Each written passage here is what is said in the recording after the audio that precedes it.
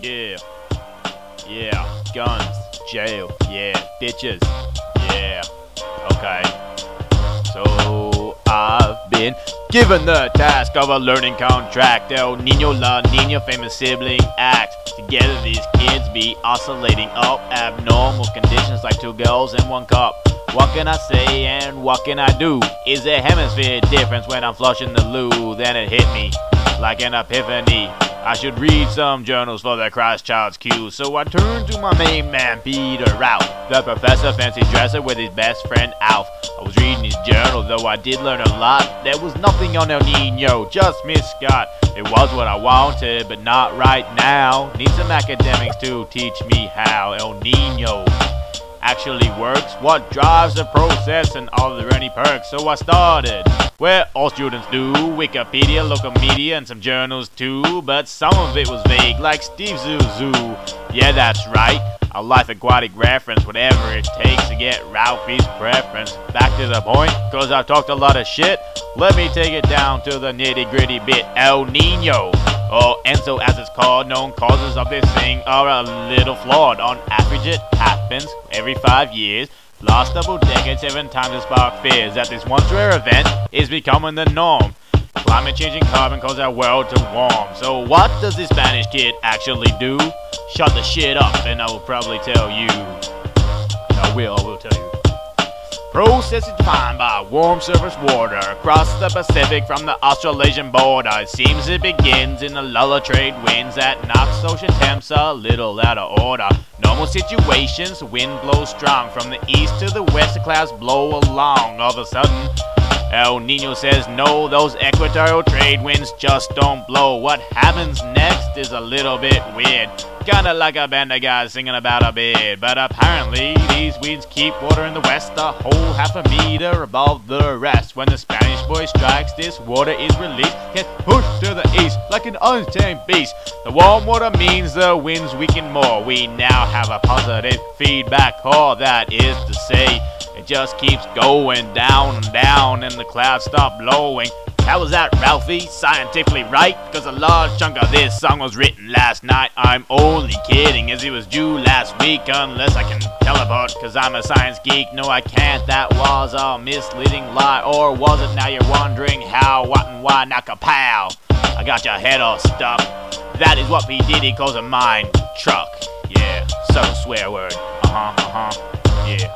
Well, now that I've deflowered your brain, you need to listen up as I technically explain about wave action that begins the event. Something so powerful it makes a whole Pacific bend. As I mentioned earlier, water moves from the west, but it has to be pushed by something like jets.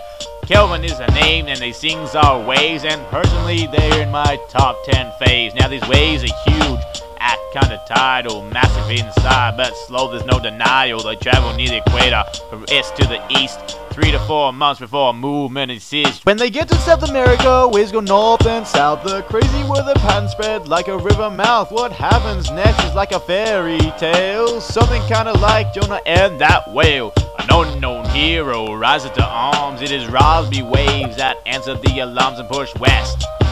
Back across Pacific, their abundance is huge and kind of prolific. These waves are like Kelvin's, but nearly 3 times slower. 9 months to 4 years until that journey's over. This is because they don't travel the equator, affected by Coriolis and arrive a little later. They reach the western Pacific area of water, and back to the east like a ping-pong Asian daughter. This is when they become Kelvin again. Spread like meaning conditions, back to what order? This stops the positive feedback circle, 2 to 5 years, and it ends like Steve Urkel. Bear with me now, don't get lost in the caves. You now understand El Nino begins and ends with Kelvin waves. This is only intermission, song's still going. Bitch, jail, guns, yeah, okay. As the water moves from the east of Australia to the uncharted west like a brave little sailor, it gets a bit lonely, so takes rain as a friend. Means warm weather and droughts be just around the bend. Out bushfires, we can blame them on El Nino, cause the clouds are dry like a joke from Al Pacino. Dingoes eat our babies, Barbies get their shrimps. Compared to El Nino, polar bears are wimps. Now I don't mean to point fingers, but this is the truth. Steve Irwin's death was during El Nino's true. Here are some examples of what a Nino can do. All by themselves, they don't need a fancy crew. Now back in the summer of 97 and 98, mass coral bleaching, making Peter Ralph irate. Australia's coral got pretty effed up, started turning white. Scientists like, what's up? Lo and behold, it was a El Nino episode to send all that coral into bleaching mode. That's just what happens for those living down under. But El Nino's plight is a global scale plunder. On the other side, to the east of the earth, a different situation begins to give birth. A thermocline is usually around. Peruvian fisheries are safe and sound, but as the oceans in the west begin to gain some heat, the thermocline begins to get beat. Welling just don't happen like it should. The mixing of cold water don't react so good. Yeah, that's great, Jack, but what's all this mean? Seriously, shut up, I'm talking, this shit is obscene.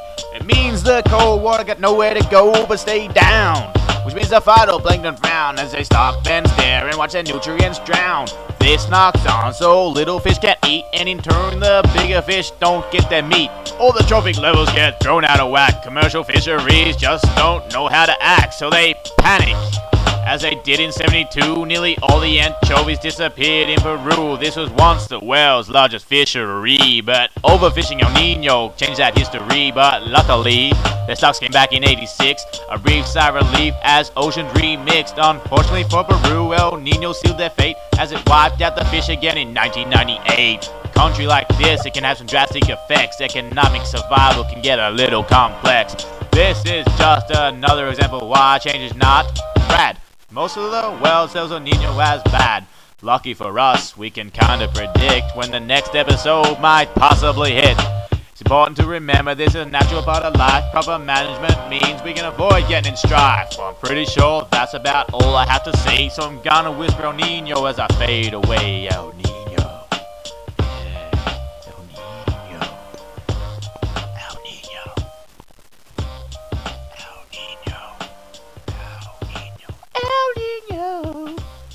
El Nino, oh.